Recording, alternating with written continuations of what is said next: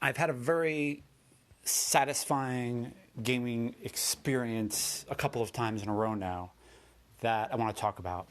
And that experience is bringing a game or a part of a game or a chapter to an end, a satisfying end, and walking away from the game and saying, if I never see the characters again as we left them, that's okay. That was a satisfying arc. That was a satisfying series of adventures. And I've done it twice now. I've done it before, but for some reason doing it after an 18-session campaign that took place over about 9 months, and then doing it again over a 3-session campaign that took place over a couple of weeks, made me think about that, how satisfying it is to bring something to a close and say, it is complete. It is done. And I really like that. I'm reminded of a Dune quote in which they talk about the Fremen, and there's a Fremen quote that says, the Fremen will cut off an arm and say, it is finished here because this is where it ends. And that's how sometimes we've got to be for gaming, right? Hey, it's finished here because this is where it ends. And I like that. I've had games end where we weren't ready to let go. You know, my Burning Wheel game definitely comes to mind. No one in that game was ready to let go, but all of us were kind of moving into other things and shifting and going through transitions in our lives where we had to let the game go because it wasn't going to continue. And because of that, there was more of a fizzle to the end of it instead of a satisfying stamp. So, when you end a game, here's my recommendation.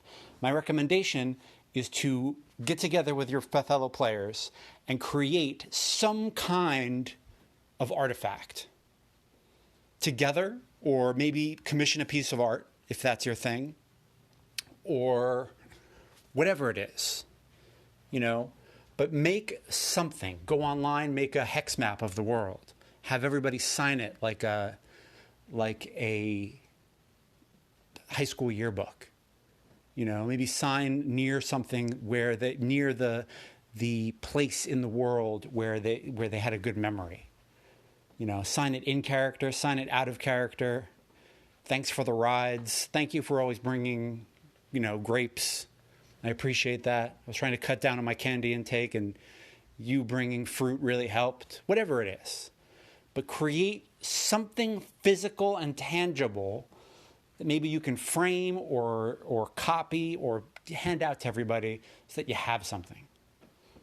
You have something to remember this ridiculous endeavor that we do. And that's really satisfying.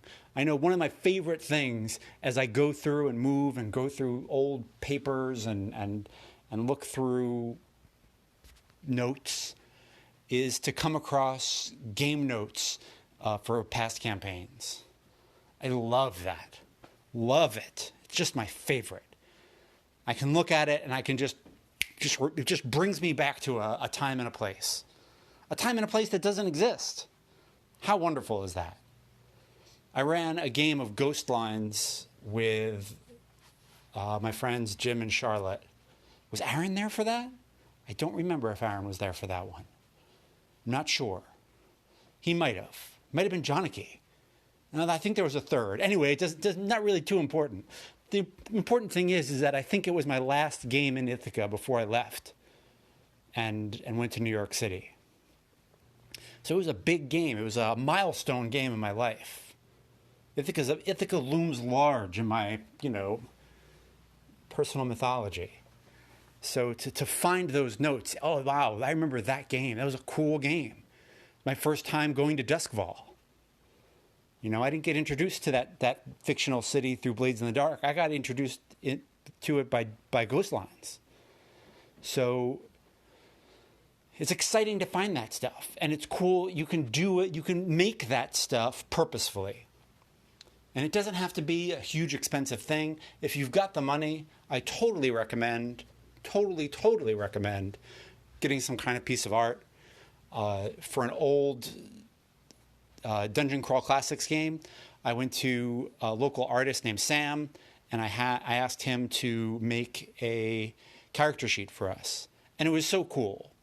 The character sheet had the pet pig that the dungeon crawl party had, and this pig just seemed to survive for everything. And then there was a whale god that got mentioned in the game, and that got put on the character sheet too. I have no idea why there's a whale god, but there is, and it is an awesome thing. I'll post a link to Sam's website, and I will post a link to the character sheet with our pig and our whale god so you can see it. It's a cool thing, and it's a nice thing to have. So make something physical, frame it, put it up in your office, put it up on your wall near your computer, put it up next on your shelf with your gaming books. You know, make artifacts from this thing we do. You know, and the dark middle-aged side of me says, all those people you're gaming with are not going to be here forever. You know, hug them close. Hug them close. Because they're not all going to be here for all time. And that's another reason to make those artifacts. Have something to remember it all by. Right? And when you see a game coming to an end, be honest. Would be my other piece of ending advice. Be true to the arc of what's going on. Whether it's the fictional arc of like, hey, this game is coming to an end. We're about done. Or the real life arc of, hey, we're all getting really busy.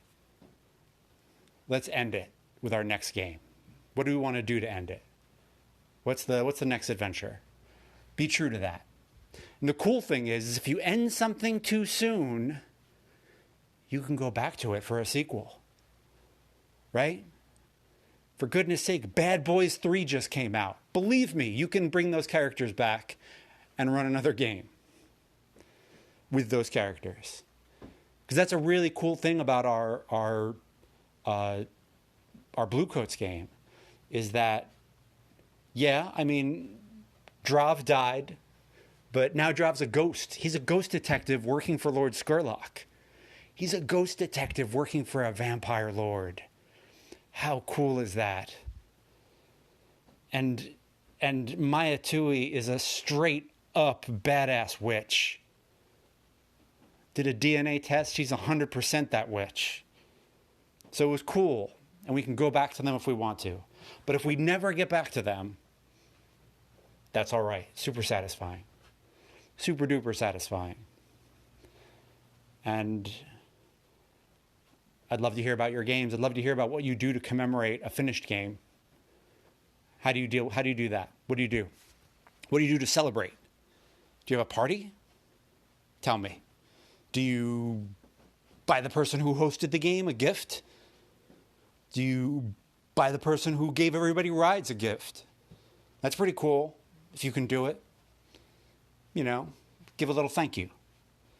So that's what I'm thinking about. Thinking about bringing things to a closure and having artifacts to commemorate that closure. Ending games is fun. I'd love to hear about how you brought games to a closure. Drop me a line.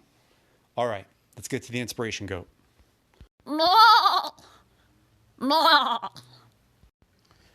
Good one, inspiration goat. Very well done. So I want to talk about my friend Quinn and his podcast, The Well. It's awesome. I'm so excited that he's putting that out there. He's someone who tweets a lot, whose thoughts on games and game design I've always respected, and I've always wanted to be friends. And I'm really excited that Demihumans put us in the same game together, and we got to know each other a little bit more, and that's lovely. And him saying that this show had anything to do with him getting out there and getting his voice out into the world more is the hugest, most flattering thing I can think of. I can't love that. I love it. Love it. And I know people love, it's a big thing to joke, oh, we don't need any more podcasts, but we need more voices. Because there's a lot of shitty voices. And Quinn is not one of those shitty voices. Quinn is one of the amazing voices. So it's really nice to have him out there. It's really nice to know that me walking around my apartment, talking into my phone while my cat snored nearby had anything to do with that is amazing. And I'm in awe. So thank you, Quinn, for saying nice things. And there'll be a link to the well in my show notes. Please go and check it out. Subscribe. Give it some love. Let Quinn know that his voice is heard. It's a cool show. I like what he's saying. I like the format. It takes a while for shows to kind of come into their own. I'm sure he'll I just can't wait to see. I'm excited about it now. I like it now after the first episode. And so I'm even more excited to see what it's going to become, because I know how these things work. You get better at this stuff as you go. So as good as it is now, the fact that he's going to get better at this blows me away. So rock on, Mr. Murphy. Can't wait to hear more from you. And if you've got your voice out there, I'd love to hear where it's happening. Do you have a blog? Do you have a podcast? Do you have a Twitter account? Where do you get your gaming thoughts off of your chest? I'd love to hear about that. So drop me a line, and I'll have more info on how to contact me in the outro. All right, let's finish this one up. If you would like to support this show, there are a couple of ways to do it. You can click down on the support this show button and send me some money. That's appreciated. You can head over to the show notes and purchase yourself a copy of the Dictionary of Moo.